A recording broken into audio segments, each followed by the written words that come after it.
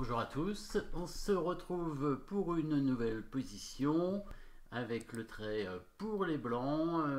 Qu'est-ce qu'on pourrait dire de cette position? Alors les rois, le roi noir a l'air assez en danger quand même. Bon, il n'y a plus les dames sur l'échiquier, hein, et en finale, on a quand même échangé pas mal de pièces, une dame et trois pièces mineures.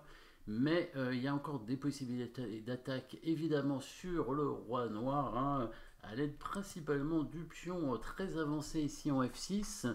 Si jamais une tour arrive sur la 8e rangée, il pourrait y avoir des dégâts. Pas d'échec, s'il y a un échec, tour prend pion, G6 échec, mais bon, il va reprendre avec le pion et ça va rien donner de spécial. Au niveau matériel, donc effectivement, deux tours contre une dame dans cette position, donc c'est équilibré. Comment réussir à activer des tours? Voilà le problème principal des blancs, hein, pour essayer d'arriver peut-être sur la 8e rangée avec les tours. Ça a l'air bien bloqué sur l'aile dame.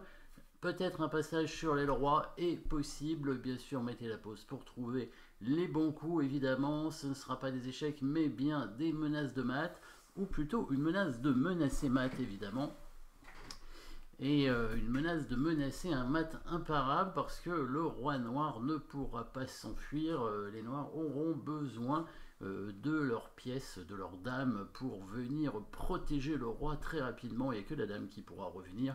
Du coup, vous avez probablement trouvé le bon coup, qui est de doubler les deux tours en direction donc du roi pour rentrer sur, bien sur la 8e rangée, mais sur la case en H8, et le seul passage, hein, pour les tours.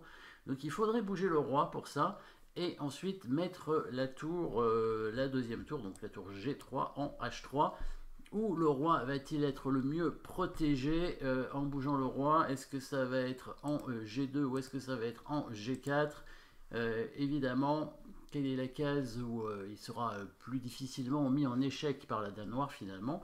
S'il vient en G2, bien sûr, la dame noire pourra venir en B2 pour créer une attaque à la découverte avec l'aide du cavalier.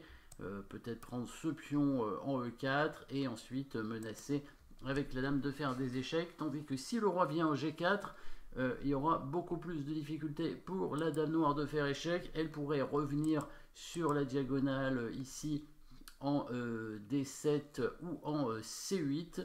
Dans ce cas, les blancs auront le choix, plusieurs choix avec le roi. Soit on bouge le roi, simplement en G3, et a priori il n'y aura plus beaucoup d'échecs, à part avec le cavalier, mais à chaque fois il sera en prise. Soit on pousserait le pion, éventuellement même, pour éviter l'échec de la dame.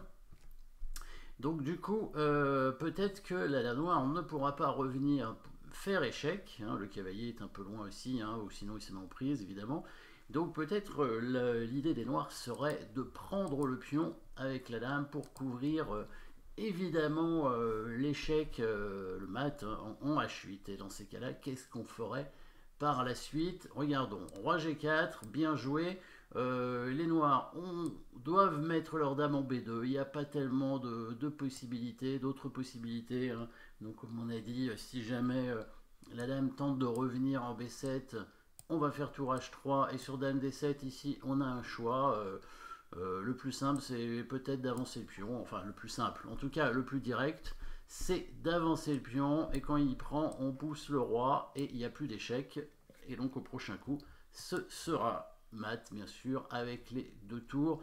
Du coup, évidemment, la dame va venir en B2 pour attaquer le pion en F6. Et là, qu'est-ce qu'on va faire dans ces cas-là? Et ben, du coup, on a fait un dégagement d'espace pour commencer, pour tenter une menace de mat. Ça n'a pas fonctionné puisque la dame revient.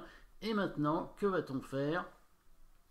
Et ben, on va jouer sur la percée de pion. Et oui, sur la percée de pion, et on va créer un pion passé que les noirs ne pourront pas arrêter. Voilà la petite pointe finale pour les blancs. La tour se met bien en H3, la dame prend le pion F6 pour défendre la case en H8, et c'est ici qu'on va jouer le coup intermédiaire très important qui nous permet d'aller à dame très rapidement. La fameuse percée de pion, le coup en E5 ici pour attaquer la dame. et ensuite échanger du coup les 2 tours contre la dame afin de créer le pion passé, et le roi noir sera trop loin. Donc s'il prend, on fait l'échec intermédiaire. Évidemment, on reprend pas le pion, hein, parce que si on pourrait peut-être, non, si on reprend le pion, la dame reprendrait, et on pourrait peut-être prendre le pion, parce qu'après on pourrait faire échec, mais le roi pourrait s'enfuir, hein. Il y aurait une case quand même en F6. Si on prend en E5, la dame prend en E5, et sur tour H8, il n'est pas obligé de prendre la tour, hein. Il pourrait faire roi G7, attention. Donc attention à bien jouer le coup de tour en H8 d'abord, ensuite on prend la dame, et seulement on avance le pion, et le cavalier ne peut pas arrêter le pion. Il va tenter un dernier échec, on va mettre le roi sur une case pour éviter l'échec du cavalier. Voilà, une case blanche, c'est le mieux, et le pion va à dame. Donc petite percée de pion finalement, hein, on s'y attendait pas au départ. Petite percée de pion avec le pion qui va à dame, et puis le dégagement d'espace au départ avec le roi pour permettre aux 2 tours de menacer mat, hein, la dame qui n'avait pas le choix, qui était obligée de revenir en défense. Ne pas oublier le coup intermédiaire ici, tour H8 échec, et on ne reprend pas le pion en E5, parce que si on reprend le pion, donc il reprend avec la dame, et sur l'échec il n'est pas obligé de prendre la tour, et du coup la partie continue, et elle est plutôt mal engagée pour les blancs même, hein, parce que avec dame et cavalier, maintenant le roi blanc commence à pas être bien protégé du tout. Voilà, merci d'avoir suivi cette position, et à très bientôt.